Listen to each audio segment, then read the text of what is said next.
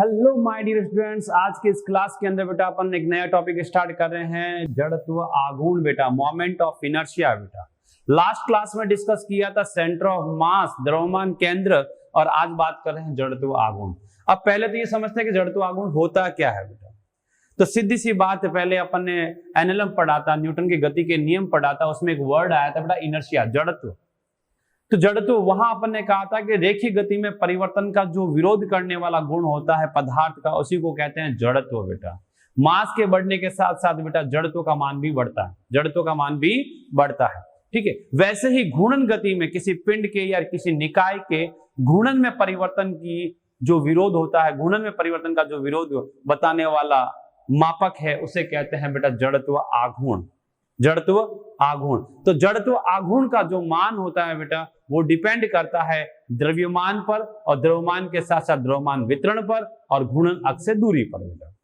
तो इसका मैथमेटिकल मान देखा जाए किसी निकाय का या किसी कण के जड़त्व आघूर्ण का मान, तो जड़त्व आघूर्ण I, इसे सिंपली बोला जाता है जड़त्व आघूर्ण जो होता है वो द्रव्यमान के आघूर्ण का आघूर्ण होता है बेटा। द्रव्यमान के आघूर्ण का आघूर्ण होता है जड़त्व आघूर्ण। It means I is equals to mr square. ये जहां r जो होती है वो घूर्णन अक्ष से परपेंडिकुलर डिस्टेंस होती है बेटा। जैसे ये मैंने घूर्णन एक्सिस लेट कर ली और इसी पर ये पार्टिकल लेट कर लिया m मास का, और परपेंडिकुलर डिस्टेंस r है, और इस एक्सिस के अलोंग पार्टिकल रोटेट हो रहा है, तो इस पार्टिकल का इस एक्सिस के अलोंग जो जड़त्व आघूर्ण होगा वो मिलेगा आपको mr स्क्वायर, वो मिलेगा आपको mr स्क्वायर। अब इससे रिलेटेड कुछ पॉइंट्स, जैसे जड़त्व आघूर्ण जो होता है, इसकी यूनिट की बात करें तो जड़त्व आघूर्ण का जो यूनिट होगा वो सिंपल सा मास के लिए केजी और डिस्टेंस के लिए मीटर, तो मीटर स्क्वायर हो जाएगा। और बात करेंगे यूनिट के लिए, यूनिट हो गया। डायमेंशन की बात करें तो डायमेंशन सिंपल सा इसके अकॉर्डिंग ड्रॉ कर लेंगे, m1 L2 T0। नेक्स्ट जो बात आती है इसमें कि जो भौतिक राशि है, जड़त्व आघूर्ण है, वो सदिश है या अदिश है, सदिश है या अदिश है। तो यह एक सिंपल सी बात है कि जड़त्व आघूर्ण के पास कोई विशिष्ट डायरेक्शन नहीं होती है बेटा, या इसके मान को बताने के लिए भी बेटा डायरेक्शन की रिक्वायरमेंट नहीं होती कि मैग्नीट्यूड के साथ में दिशा लिखी जाएगी ना, पर इसका जो मान होता है, मैग्नीट्यूड जो होता है, वो घूर्णन अक्ष के साथ परिवर्तित हो जाता है बेटा। किसी भी पिंड या निकाय की जो घूर्णन एक्सिस है, इस घूर्णन अक्ष को परिवर्तित किया जाएगा तो जड़त्व आघूर्ण बदल जाता है बेटा, जड़त्व आघूर्ण बदल जाता है। इसलिए जड़त्व आघूर्ण को पर्दिश भौतिक राशि में रखा गया है बेटा, टेंसर फिजिकल क्वांटिटी में माना गया है। पर्दिश भौतिक राशि बेटा किसमें माना गया है? पर्दिश भौतिक राशि माना गया है बेटा। क्लियर? तो यहाँ पर ने सिंपल सी बात देखी कि कोई जड़त्व आघूर्ण जो होता है वो किसी कण या पिंड का वह गुणक है या वह गुण है जो क्या करता है, उसके घूर्णन गति में परिवर्तन का विरोध करेगा, घूर्णन गति में परिवर्तन का विरोध करता है। इसका मैथमेटिकल जो वैल्यू होता है वो होता है I is equal to mr square, या इसको लिखा जाता है द्रव्यमान के आघूर्ण का आघूर्ण, द्रव्यमान के आघूर्ण का आघूर्ण बेटा। इसका मात्रक KG metre square, dimension m1 L0 T0, और पर्दिश भौतिक राशि के अंदर इसको लिया जाता है, क्योंकि इसका जो मान होता है वो घूर्णन अक्ष चेंज करने के साथ बदल जाता है, घूर्णन अक्ष परिवर्तित करने के साथ बदल जाता है, इसलिए इसको बोलते हैं कैसी राशि? पर्दिश भौतिक राशि बेटा। अब बात करते हैं कि जड़त्व आघूर्ण का मान डिपेंड किस पे करता है बेटा। तो सबसे सिंपल सी बात है, जड़त्व आघूर्ण का मान जो डिपेंड करता है वो निर्भरता देखें तो निर्भरता के अंदर सबसे सिंपल सा है, I डिपेंड करेगा m पर, m पर। जैसे जैसे मास की वैल्यू इंक्रीज होगी वैसे वैसे जड़त्व आघूर्ण का मान भी बढ़ेगा। पहला पॉइंट तो ये। दूसरा, निर्भर करता है बेटा द्रव्यमान वितरण पर, द्रव्यमान वितरण पर। अगर द्रव्यमान वितरण दूर है, द्रव्यमान वितरण दूर है तो उस निकाय का जड़त्व आघूर्ण भी अधिक होगा, और द्रव्यमान वितरण अगर पास है तो उसका जड़त्व आघूर्ण भी क्या होगा? कम होगा बेटा। ये द्रव्यमान वितरण जो होगा वो घूर्णन अक्ष के सापेक्ष लेंगे। द्रव्यमान वितरण किसके सापेक्ष? घूर्णन अक्ष के सापेक्ष, घूर्णन अक्ष के सापेक्ष। तो जितना अधिक दूरी तक द्रव्यमान वितरित होगा, जड़त्व आघूर्ण उतना ही अधिक रहेगा निकाय का बेटा, सीधी सी बात है। अब कुछ एग्जांपल्स लेते हैं कि किस अक्ष के सापेक्ष जड़त्व आघूर्ण कम है, किस अक्ष के सापेक्ष जड़त्व आघूर्ण अधिक है। तो यहां पर एग्जांपल की बात करें, जैसे मैंने एग्जांपल लिया,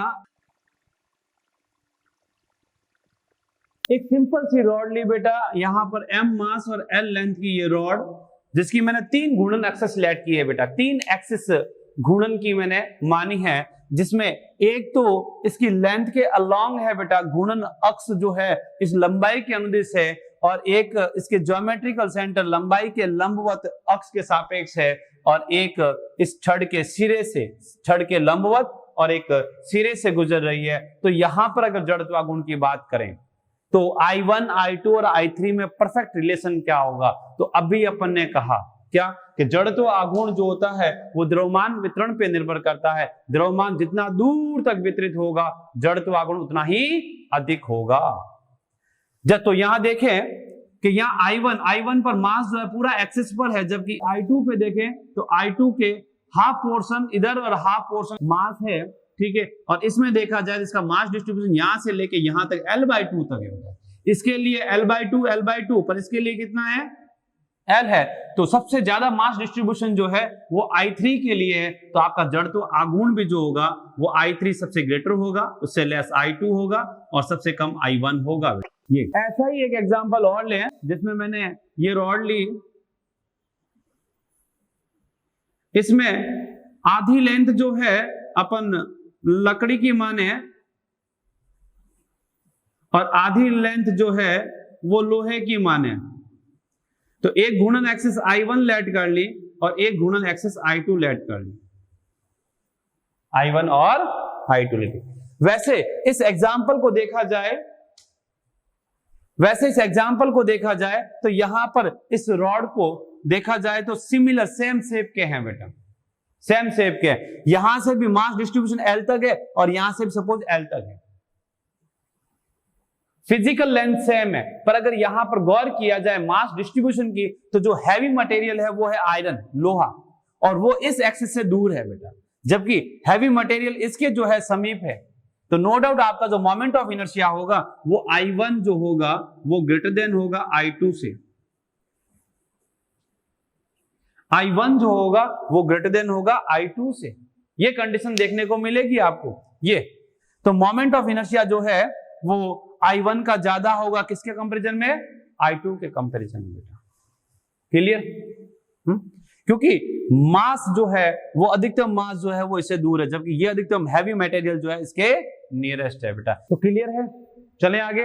देन नेक्स्ट अब बात कर रहे हैं बेटा कण निकाय के जड़त्व आघूर्ण की, पार्टिकल सिस्टम की जड़त्व आघूर्ण के लिए बात करें तो उसके लिए जो डायरेक्ट फॉर्मूला लिखा जाएगा बेटा, डायरेक्ट फॉर्मूला वो अपन लिख सकते हैं क्या? I = m1 r1 square m2 r2 square m3 r3 square and so on. ये, या फिर आप इसके लिए लिख सकते हो I = समेशन mi ri का square, I is very 1 to n। ये अब यहां पर ध्यान देना, जैसे ये x एक्सिस लेट की मैंने, ये y एक्सिस लेट की और ये z एक्सिस बेटा आउटवर्ड ऐसे z एक्सिस। तो z एक्सिस की अगर मोमेंट ऑफ इनर्शिया की बात करें और मैं कण मानता हूं ये m1 position vector, r1 vector, ये m2, ये r2 वेक्टर और ये m3 r3 वेक्टर।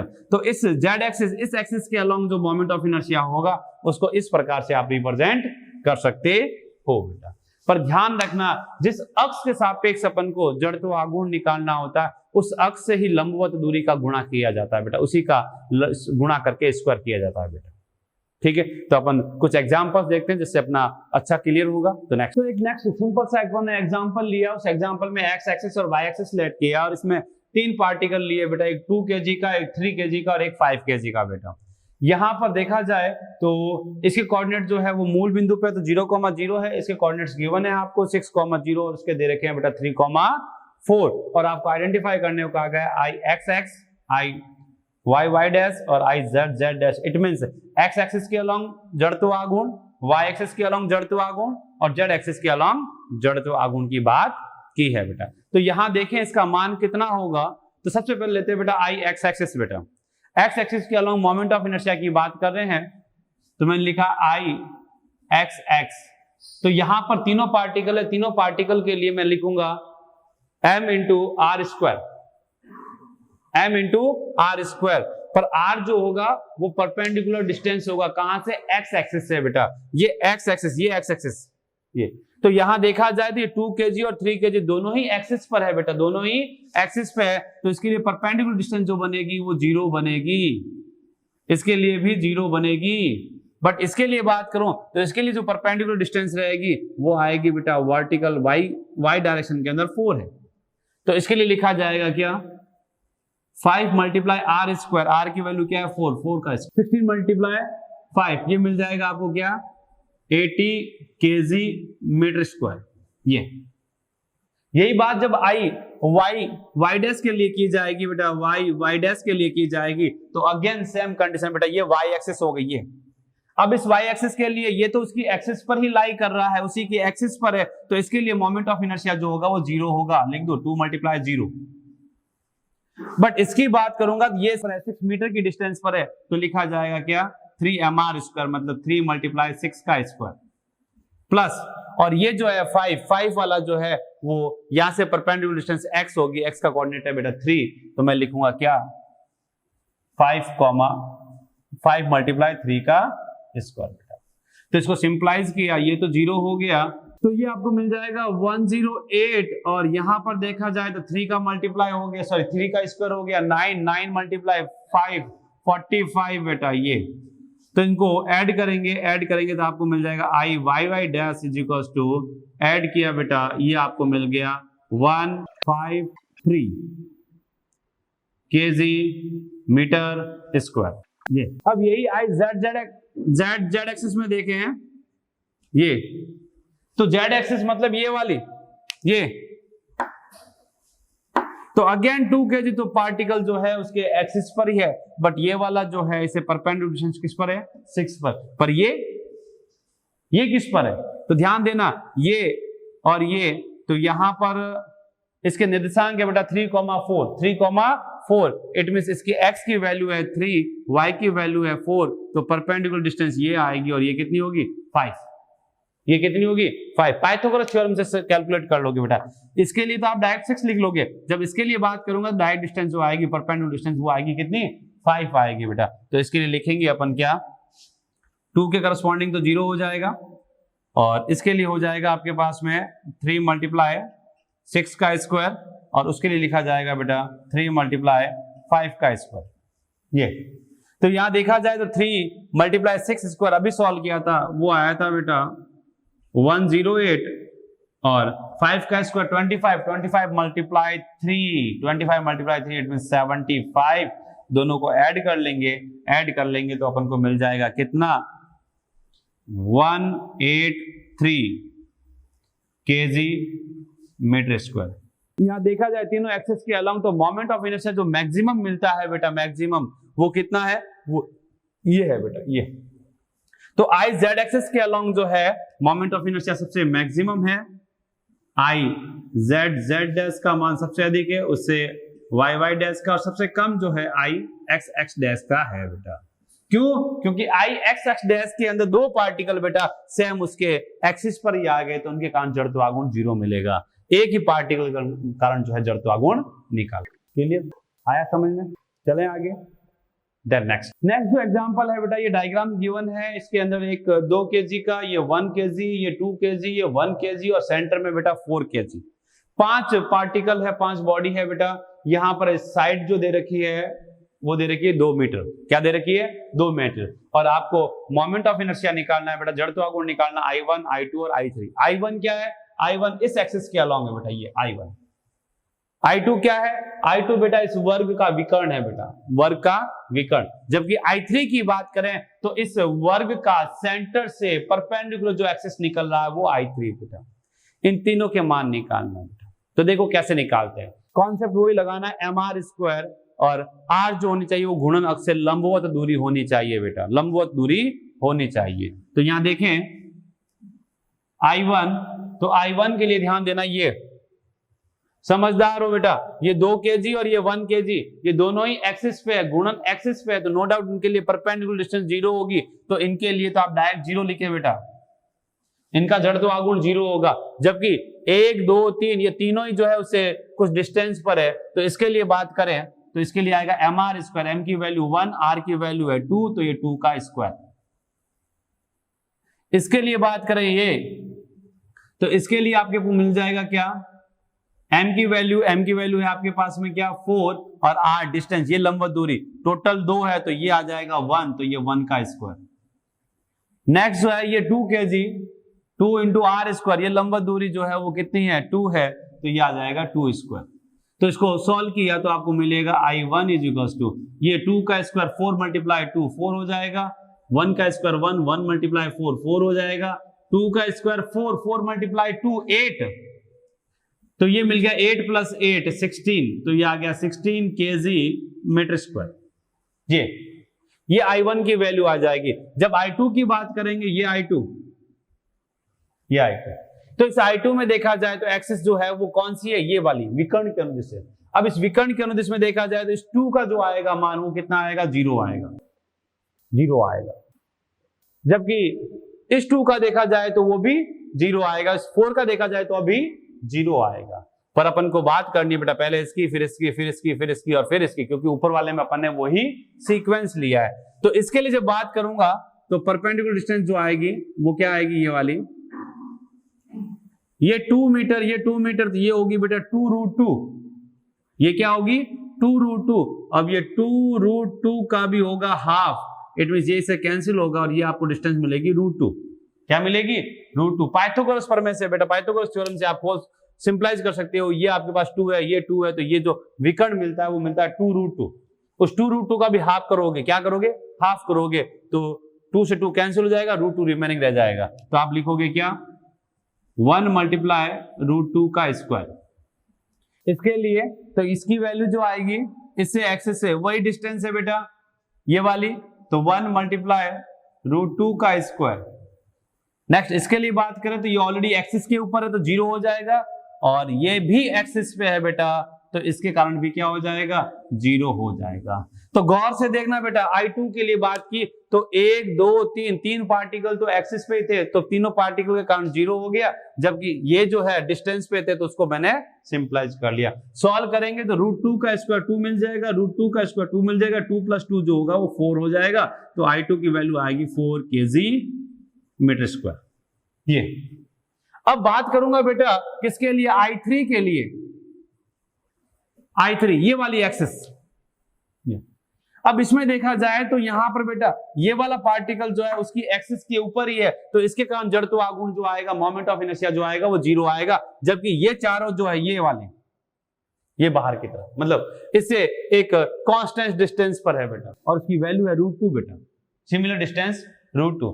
तो यहां पर या तो आप इंडिविजुअली सबका करो या सभी द्रव्यमान को जोड़ के इस डिस्टेंस का स्क्वायर करके गुणा कर लो, दोनों ही तरीके हैं। तो इंडिविजुअली अगर करें तो अपने पास इसके लिए आएगा 2 मल्टीप्लाई √2 का स्क्वायर, इसके लिए आएगा 1 मल्टीप्लाई √2 का स्क्वायर, इसके लिए आएगा 1 मल्टीप्लाई √2 का स्क्वायर, इसके लिए 0, और इसके लिए अगेन 2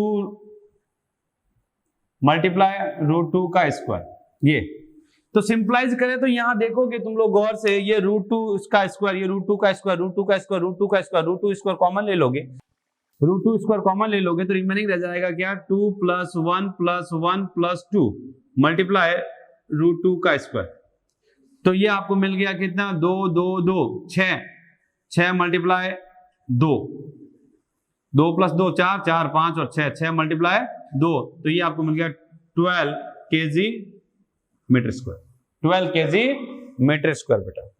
क्लियर? तो यहां पर आपने I1 देखा, I2 देखा और I3 देखा, तो सबसे ज्यादा जो मान मिला वो I1 के लिए मिला, कितना 16, और उससे लेस I3, और सबसे लेस जो है वो I2 बेटा। तो यहाँ बेटा एक छोटी सी बात समझने वाली है कि जब मैंने इस एक्सिस के अलोंग ज्ञात किया है तो इस एक्सिस के अलोंग बेटा ध्यान देना, ये सारे पार्टिकल जो थे वो सेम डिस्टेंस पे थे। क्या थे? सेम डिस्टेंस पे थे, तो आप डायरेक्ट भी कर सकते थे total mass into perpendicular distance का स्क्वायर। ये m इंटू आर स्क्वायर होता है, तो m के अंदर डायरेक्ट ऐड कर सकते हो, जैसे यहाँ पर हुआ है बेटा, यहाँ पर अपन ने अलग किया, फिर कॉमन लेके सिंपलाइज किया, तो अपने पास आया कि सब सारा का सारा मास ऐड हुआ। तो आप इस प्रकार से भी कर सकते हो बेटा। तो नेक्स्ट अपन देखेंगे बेटा नेक्स्ट क्लास में, कल अगली क्लास के अंदर, जिसमें अपन बात करने वाले हैं कंटिन्यूस मास डिस्ट्रीब्यूशन के लिए जड़त्व आघूर्ण की बात बेटा, सतत द्रव्यमान वितरण के लिए जड़त्व आघूर्ण की बात। ठीक है, तो आप मेरे साथ बने रहिए और अपने फिजिक्स को ऐसे ही स्ट्रॉन्ग करते रहें बेटा। अगर कोई प्रॉब्लम आती है, समस्या आती है, तो आप कमेंट बॉक्स में भी कमेंट करके बता सकते हैं बेटा। ठीक है, और मेरे इस वीडियो को बेटा लाइक शेयर और सब्सक्राइब जरूर करें और अपना सहयोग जो है वो देते रहें बेटा। तो मिलते हैं नेक्स्ट क्लास में। ओके।